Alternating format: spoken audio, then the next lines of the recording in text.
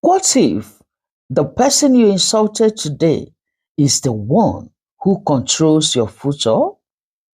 What if the bomb man you chased out of your office is actually the owner of your destiny?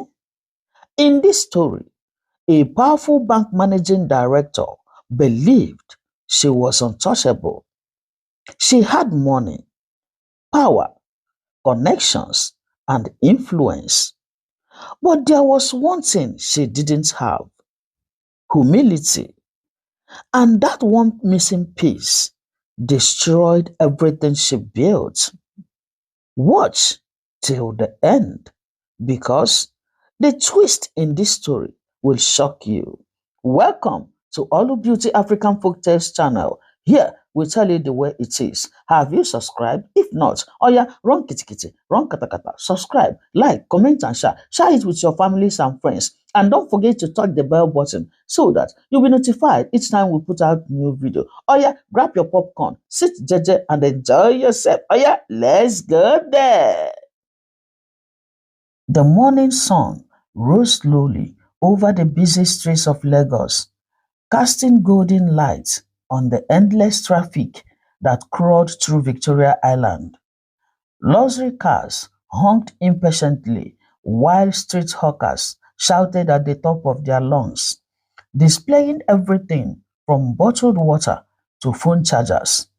In the middle of the noise and chaos stood one of the biggest and most respected financial institutions in Nigeria, Crystal Crest Bank. The glass building sparkled like a palace. Inside the magnificent structure, workers moved about in expensive suits, speaking polished English and wearing fake smiles for wealthy customers. And on the top floor of the building sat the woman everybody feared. Her name was Vanessa Williams Okafor. At just 35 years old, Vanessa had already become the managing director of the bank's Lagos branch. She was stunningly beautiful, light-skinned, tall, elegant, and always dressed in designer outfits imported from abroad. Her long Brazilian hair flowed smoothly over her shoulders, while the clicking sound of her red high heels alone was enough to make junior staff tremble. But beneath the beauty was a terrible attitude. Vanessa despised poor people. To her, poverty was a disease, and she never hid her hatred for the less privileged. Whenever an ordinary Nigerian entered the bank to open an account, Vanessa would first look the person up and down from head to toe with disgust before speaking. "How much do you even have to open an account with us?" she would ask rudely. The question alone usually embarrassed customers. If the person mentioned anything less than billions, Vanessa would laugh mockingly and said, "Please, this bank is not for people like you. Go to those mushroom banks at Ojo Legba or Oshodi. We'll deal with class here, okay?" Some customers would live in shame. Some would cry quietly. Others would beg. But Vanessa never cared. One rainy afternoon, an elderly man wearing faded sandals and holding an old nylon bag entered the banking hall. He looked exhausted from trekking under the rain. He approached the customer service desk politely and he said, "My daughter," he said softly, "I want to open an account for my little shop business." Vanessa happened to be passing by at that moment. The old man smiled innocently at her, but Vanessa paused, stared at his clothes, then scoffed loudly and said, "Security!" The entire banking hall became silent. Two hefty security men rushed forward. "What is this?" Vanessa snapped. Can't you people see that this man is disturbing decent customers? The old man quickly shook his head and said, No, madam, I only came to do what? Vanessa interrupted harshly. Open an account with how much? 2,000 naira, maybe. A few wealthy customers chuckled. The old man's hands trembled in embarrassment, and he said, My daughter, business is not easy in this country. Vanessa folded her arms. Exactly, she said. That's why this bank is not for your category, okay? The old man slowly lowered his head as tears mixed with the rainwater on his wrinkled face. Even some staff members felt pity for him. But nobody dared challenge Vanessa. Nobody, because Vanessa was connected, very connected. Politicians worshipped her. Big businessmen took her to Dubai regularly. Some governors secretly stored questionable money in accounts she personally supervised. She had mastered the dirty game of financial corruption, money laundering, illegal transfers, hidden offshore accounts, and for every dirty transaction, Vanessa collected her own percentage silently. Millions flowed into her private accounts monthly. She owned 3 mansions in Lekki, secret businesses, drove luxury cars, and partied with senators and celebrities every weekend. To the public, she was a successful banker, but behind closed doors, Vanessa was deeply dangerous. Very few people knew that some of her billionaire customers were internet fraud kingpins, popularly called Yahoo Lords. She entertained them privately in expensive hotels. Some of them bought her diamonds, others funded her lavish lifestyle, and in return, Vanessa helped them clean suspicious money through complicated banking arrangements. The more corrupt the customer was, the more respect Vanessa gave them.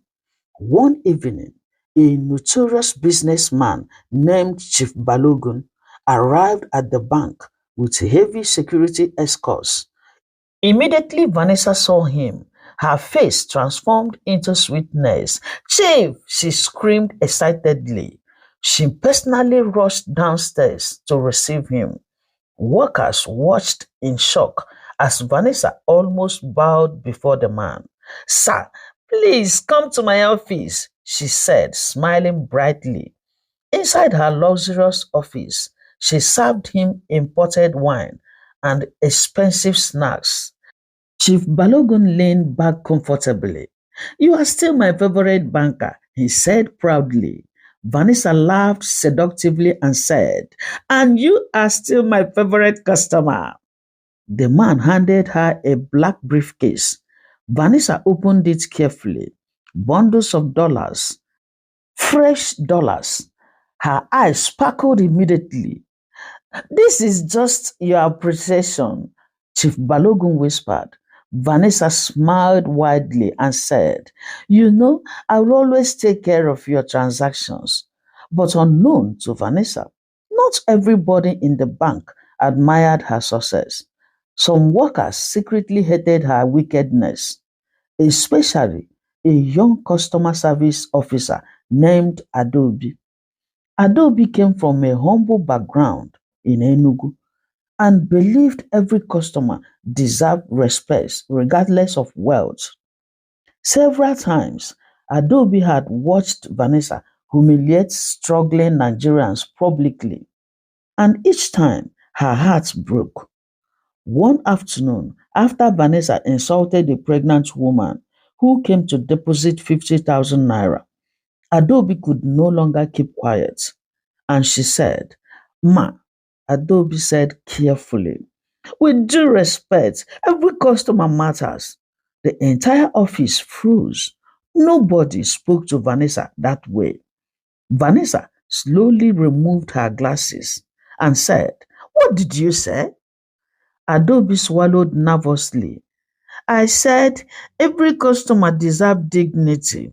Vanessa stood up immediately. Her eyes burned with anger, and she said, listen carefully, she said coldly. Poor people are liabilities. Billionaires are assets. Learn the difference if you want to survive in banking. Adobe remained silent, but deep down, she knew something was terribly wrong. Meanwhile, far away in Abuja, disturbing reports about Vanessa had continued reaching the banking headquarters. Anonymous petitions, customer complaints, secret reports about suspicious transactions. Even some board members had started asking dangerous questions. One particular complaint caught everyone's attention. It came from a retired school teacher who claimed Vanessa insulted him publicly and threw his account opening form into a trash bin because he was poor. The matter spread online. People began talking. A blogger even released an article titled The Beautiful Banker Who Preferred Billionaires and Disliked the Poor. The story started gaining traction on social media, but Vanessa remained arrogant. She believed nobody could touch her. After all, senators protected her. Powerful men slept in her house. Top politicians called her personally. What could ordinary Nigerian possibly do to her? One Friday evening, Vanessa hosted an extravagant yacht party at Banana Island. Champagne flowed endlessly. Music blasted loudly. Politicians danced with actresses while fraudsters spread dollars carelessly. Vanessa stood proudly in the middle of the luxury party, wearing a shiny silver dress that attracted every eye. Then suddenly, her phone vibrated. She glanced at the screen casually, but immediately she saw the message. Her smile disappeared. It was an official email from the bank headquarters. Subject: Internal Investigation Panel.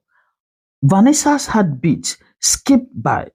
Slowly, she opened the message, and as her eyes moved across the words, the glass of champagne slipped from her hand and shattered on the floor because the headquarters had finally decided to act, and someone very powerful had just arrived in Lagos secretly to investigate her entire life, including the dirty billionaires she had been protecting. But Vanessa had no idea that the worst part of her story was only beginning. For the next few days after receiving the disturbing petitions, the atmosphere at the headquarters of Crystal Crest Bank in Abuja became unusually tense. Board members whispered behind closed doors. Several powerful directors demanded immediate action. Others advised caution because of Vanessa's dangerous connections with politicians and wealthy businessmen. But the CEO of the bank, Chief Richard Lawson Oba, was not a man who made decisions based on rumors. He was a quiet but extremely intelligent man in his late 50s who built Crystal Crest Bank from almost nothing into one of Nigeria's top financial institutions. Chief Lawson Oba hated arrogance, and he hated corruption even more.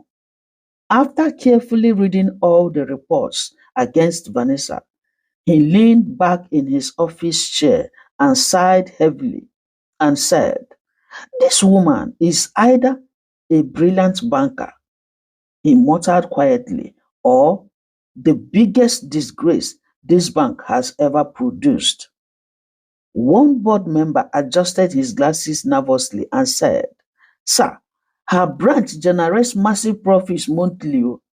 Another director quickly added, and many influential politicians are connected to her. We need to be careful. Oh." But Chief Richard Lawson Oba's face hardened, and he said, I don't care if she brings the entire gold reserve of Nigeria into this bank, if she humiliates customers and compromises this institution, she must go. The room became silent. Then the CEO made a shocking decision and he said, I will visit the branch myself. Everybody stared at him in surprise. Personally, one director asked. Chief Lawson nodded slowly and said, Yes, but nobody must know who I am. And that was how the dangerous plan began. 3 days later, a black Toyota Corolla drove quietly into the busy streets of Victoria Island in Lagos. Inside the car sat Chief Richard Lawson Oba, but nobody would have recognized him. Gone were his expensive suits and polished appearance. This time, he dressed like an average middle class Nigerian businessman. Simple native attire, cheap wristwatch, ordinary glasses. Even his expensive perfume was replaced with local cologne. Beside him sat a trusted private investigator carrying a hidden camera device. Everything is recording, sir, the investigator whispered. Chief Lawson Oba nodded calmly. Then he stepped out of the car and walked toward Crystal Crest Bank. Inside the banking hall, workers moved around, busily attending to customers. A young staff member greeted him politely and said, Good morning, sir.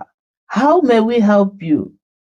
Chief Richard Lawson Oba smiled humbly and said, I would like to open an account, a business account.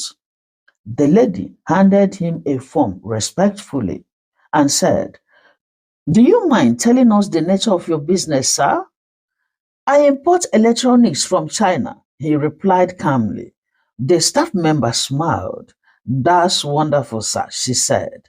As they spoke, another worker casually asked and said, What amounts are you looking at depositing for a start, sir? Chief Lawson answered deliberately and said, Around 10 million naira for now. Immediately, the atmosphere changed slightly. Some staff members exchanged glances.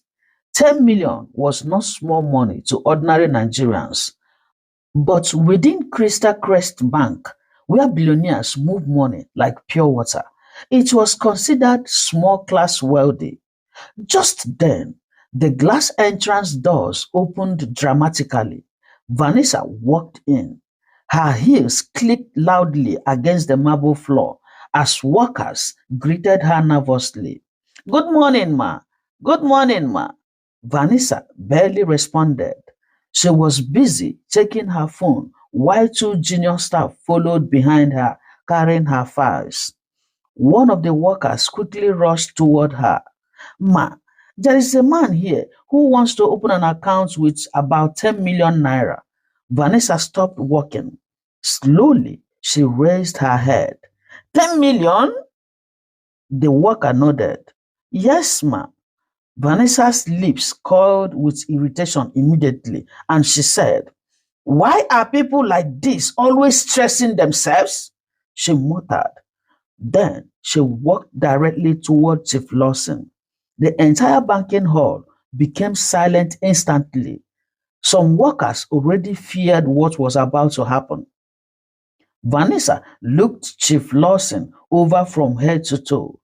Simple clothes, cheap shoes, no security escorts, no luxury wristwatch. In her mind, he did not belong there. So you are the one? She asked coldly. Chief Lawson smiled politely and said, Yes, madam. I came to open. With 10 million naira? She interrupted mockingly. Yes. Vanessa laughed softly.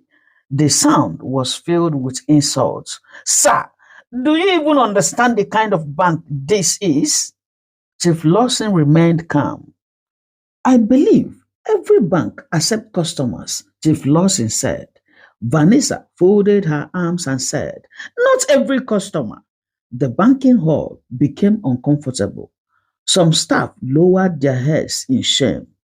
Chief Lawson spoke carefully and said, I am a businessman trying to grow. I was told your bank has good investment opportunities. Vanessa's face became harder and she said, listen carefully, mister. This bank is for high net worth individuals. We'll deal with serious billionaires here, not roadside traders trying to fail among. The investigator standing nearby secretly captured everything through the hidden camera. Chief Lawson blinked slowly and said, I don't understand. 10 million naira is still money. Oh." Vanessa scoffed loudly and said, to you, maybe. A few customers turned to look. The embarrassment was becoming public. But, madam, Chief Lawson continued gently, every successful businessman starts somewhere. That statement irritated Vanessa deeply. She hated motivational talks from poor people. Suddenly, her voice rose and she said, please don't waste our time this morning. There are banks meant for your level. The hall became dead silent. Chief Lawson stared at her quietly. Then he asked one final question and said, so you are refusing to open an account for me? Vanessa pointed toward the entrance and said, yes, and if you continue disturbing this environment, I will have you escorted out.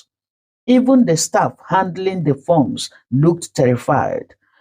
Chief Richard Lawson Oba sighed softly and said, I only came peacefully. But Vanessa was already boiling with anger. Security! Two guards rushed forward instantly. Escort this man out. Madam, one guard hesitated. I said, throw him out! Without another word, the guards escorted Chief Richard Lawson Oba outside the bank while customers watched in disbelief. Vanessa adjusted her designer handbag proudly and walked away like a queen victorious after battle. Unknown to her, every second had been recorded, every insult, every expression, every abuse of power, everything.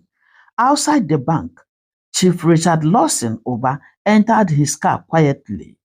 The investigator looked furious and said, sir, this is terrible. Oh."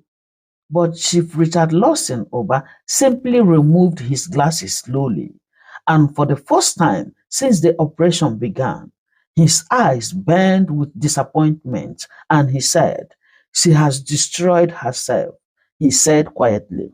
Then he looked at the footage playing on the hidden device. Vanessa's voice echoed clearly. This bank is for billionaires, not people like you. Chief Lawson shook his head slowly and said, no employee humiliates innocent Nigerians and keep their job under my leadership. Back at the branch, Vanessa felt proud of herself. In fact, she later mocked the incidents while having drinks with one of her politician lovers that evening. And she said, imagine somebody bringing only 10 million naira to Crystal Crest. She laughed arrogantly. The politician laughed too and said, these poor people don't know their class at all. Vanessa smiled proudly and said, if I allowed them into the bank, they will contaminate the environment. Meanwhile, at the headquarters in Abuja, the board members sat in complete shock as the hidden camera footage played on a large screen. Nobody spoke. Some directors could not even look up. The humiliation was worse than the petitions described. And that was not all. As investigations continued secretly over the following weeks, more terrifying discoveries emerged: illegal accounts, suspicious foreign transfers, secret percentages collected from fraudulent transactions, private relationships with politically exposed individuals. Vanessa's empire was slowly collapsing without her knowledge, but she remained blind with pride. Months passed. Then, one bright Monday morning, Vanessa received a letter stamped directly from the headquarters, and it read, official invitation, executive board meeting. The moment she saw it, excitement filled her heart immediately. Promotion. That was the first thing that entered her mind. After all, her branch generated massive profits. Customers feared her. Politicians respected her. She believed the headquarters wanted to elevate her to national executive level. That evening, she celebrated lavishly. She bought new designer shoes, booked a luxury spa treatment, and even called one of her rich friends and said, "Prepare yourself," she said proudly over the phone. Nigeria is about to witness the youngest female executive director in banking history. The next morning, Vanessa boarded a flight to Abuja feeling like royalty. At the airport, she wore a white designer suit, expensive sunglasses, and carried a handbag worth millions. As she entered the magnificent headquarters building, junior workers admired her appearance. Vanessa smiled confidently. In her mind, success had finally arrived. But unknown to her, upstairs in the executive boardroom, a large screen had already been prepared, and the hidden camera footage was waiting to be played in front of everybody, including the poor man she humiliated and threw out of the bank. The same man who was actually the owner of her entire career. The elevator doors opened slowly on the top floor of Crystal Crest Bank headquarters in Abuja. Vanessa stepped out gracefully like a woman who believed the world belonged to her. Her white designer suit fitted perfectly. Her diamond earrings sparkled under the bright lights. Even the expensive perfume surrounding her announced wealth and power before she spoke a word. Junior staff members greeted her respectfully as she walked confidently toward the executive boardroom. "Good morning, ma." Vanessa smiled proudly. In her mind, this was the day her greatness would finally be rewarded. She imagined the applause, the congratulations, the promotion announcements, perhaps even a national appointment. After all, she believed nobody had increased profits for Crystal Crest Bank the way she did. But the moment she entered the boardroom, something felt wrong. The atmosphere was cold, very, very cold. Nobody smiled. The board members sat quietly with serious faces. Some avoided eye contact completely. At the far end of the long table sat Chief Richard Lawson Oba, the CEO, calm, silent, watching her carefully. Vanessa forced a smile and said, "Good morning, sirs." "Sit down, Vanessa," the CEO replied quietly. The tone of his voice immediately made her uncomfortable. Still, she maintained confidence. She sat down elegantly and crossed her legs. Chief Lawson folded his hands slowly and said, "Miss Vanessa Okafor," he began, "serious allegations have been brought against you concerning abuse of customers, unethical banking conduct, illegal financial dealings, and suspicious transactions connected to money laundering." Vanessa blinked once, then suddenly laughed softly and said, "Sir, with all due respect, these are false accusations." Nobody spoke. She continued boldly and said, "I have enemies. Many people are jealous of my success because my branch generates huge profits. Some frustrated workers and rejected customers are simply trying to tarnish my image." One board member adjusted his glasses and said, "So you deny all allegations?" "Completely," Vanessa answered immediately. She stood up dramatically and continued and said, "For years, I have protected the reputation of this bank. I have worked day and night to bring high net worth clients into Crystal Crest Bank. My results speaks for themselves." A few board members exchanged silent glances. Vanessa became even more emotional and she continued and said, "Yes, I am strict. Yes, I protect the class and prestige of this institution. But everything I have done was for the growth of this bank." She looked directly at the CEO confidently and said, "Sir, I have maintained the ethics of this bank with excellence." The room remained silent. Then Chief Lawson nodded slowly and said, "Are you finished?" "Yes, sir." The CEO pressed a button calmly. "Very well," he said. Immediately, the large screen behind him came alive. Vanessa frowned slightly. Then the video began to play. The moment she saw herself on the screen, her heart skipped violently. There she was, standing inside the banking hall, mocking a customer, insulting him publicly, and she said, "This bank is for high net worth individuals, not people like you." Vanessa's face slowly lost color. Then came the next footage. "Security! Escort him out!" she shouted. The guards dragging the man outside. Customers watching in shock. Staff members lowering their heads in shame. The entire boardroom remained silent except for Vanessa's own voice echoing from the screen. And then the camera zoomed clearly on the face of the so called middle class businessman. Vanessa froze completely. Her body became cold instantly because sitting in that video was the CEO himself, Chief Richard Lawson Oba, the same man sitting directly in front of her now. Vanessa's lips trembled and she shouted and said, "No, no, no." Her breathing became uneven. The CEO leaned forward slowly and said, "You looked at me and saw nothing but cheap clothes," he said quietly. "You never imagined that the man you humiliated owned your entire career." Vanessa shook her head repeatedly and said, "Sir, I can explain." But the CEO raised his hand and said, "Enough." Another video started playing.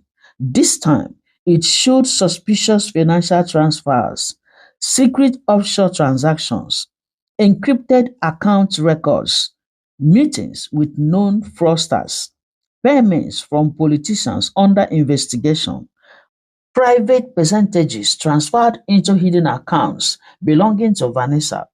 One board member looked disgusted. Another shook his head in disappointment. Vanessa's confidence completely disappeared. Sweat formed on her forehead. "This is impossible," she whispered. Chief Lawson's voice became harder and he said, "For years, you insulted innocent Nigerians while secretly helping criminals destroy this country."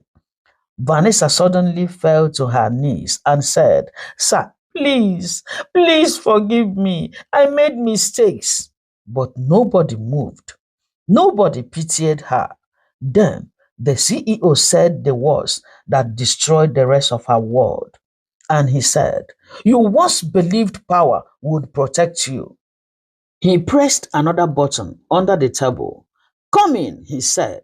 Suddenly, the boardroom doors opened. Men wearing dark jackets entered boldly. Three letters were written clearly behind them: EFCC, the Economic and Financial Crimes Commission. Vanessa gasped loudly. One of the officers stepped forward calmly and said, "Miss Vanessa Williams Okafor," he said officially, "we have been investigating your activities for over 2 years now." Vanessa's eyes widened in horror. "2 years?" The officer nodded and said, "We monitored suspicious transactions connected to your accounts, illegal laundering operations, foreign transfers, and financial collaborations with multiple individuals currently under federal investigation." Vanessa burst into tears immediately and shouted and said, "No, no, no, this can't be happening." The officer continued and said, "You are hereby under arrest for conspiracy, money laundering, financial fraud, abuse of office, and aiding criminal financial activities.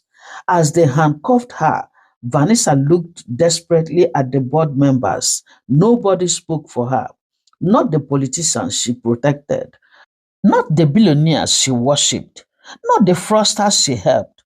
Nobody came. For the first time in many years, Vanessa stood completely alone. News of her arrest exploded across Nigeria within hours. Television stations carried the story non-stop. Blogs posted headlines immediately, and they read, "Powerful female bank MD arrested for money laundering. From luxury to shame, bank executive exposed." Social media erupted. Many former customers came online to share painful experiences of how Vanessa humiliated them publicly. One elderly man cried during an interview and he said, "She told me poor people were not welcome in her bank." Another woman said, "I left the bank crying that day." Even former staff members began speaking secretly about her wickedness and corruption. The court case lasted several months, and as the investigation deepened, more hidden secrets emerged. Luxury houses in Lekki, multiple hidden bank accounts, expensive cars bought with illegal funds, properties registered under fake names, foreign currencies hidden in private vaults. The evidence became overwhelming. Finally, the judgment day arrived. The courtroom was packed with journalists, lawyers, and curious Nigerians. Vanessa looked completely different now. Gone was the glamorous queen of Crystal Crest Bank. Gone were the diamonds and designer clothes. Her face looked pale and tired. The same woman who once mocked poor people now stood helpless before the law. Then the judge adjusted his glasses and delivered the final verdict. "Miss Vanessa Williams Okafor, this court finds you guilty of money laundering, abuse of office, conspiracy, and illegal financial activities." The courtroom became silent. And he continued and said, "You are hereby sentenced to 25 years imprisonment." Vanessa broke down completely and shouted and said, "No, please, please have mercy." But the judge continued firmly and said, "All assets acquired through illegal means shall be seized by the federal government effective immediately. Her mansions, her luxury cars, her hidden accounts, everything vanished overnight, from grace to grass, as EFCC officers escorted her out of the courtroom in tears. Many people watched silently. Some shook their heads in pity. Others remembered how she once treated struggling Nigerians like death. Outside the court, reporters rushed forward shouting questions, but Vanessa could no longer speak. The woman who once believed money made her untouchable now entered the prison van wearing handcuffs. And somewhere far away, Chief Richard Lawson Oba sat quietly in his office watching the news. Then he said softly, "Never use power to oppress people because life can change in one moment." And truly, life had changed for Vanessa forever. Thank you for watching. This is where our story ends. But before we end it, please, I want you to listen to this. This story is not just about Vanessa. It is about life. It is about how quickly things can change. Today, you are powerful. Tomorrow, you may need the people you ignored. Moral lesson we pick from this: never look down on anyone. Pride destroys faster than failure. Kindness is never wasted, and justice always comes in time. Ill-gotten wealth will one day evaporate like a smoke. Stay away from crime. Thank you once again for watching. Please, if this story touched your hearts, Don't forget to like this video, share it with someone who needs this lesson, subscribe for more powerful African stories, and touch the bell button so that you'll be notified each time we put out new video. And comment below. Pride goes before destruction. Finally, to everyone watching, be humble in success, be kind in power, and never forget, every human you meet is important in God's eyes because life has a way of humbling those who refuse to stay humble. God bless you all for watching. Love you. Bye bye. Mwah.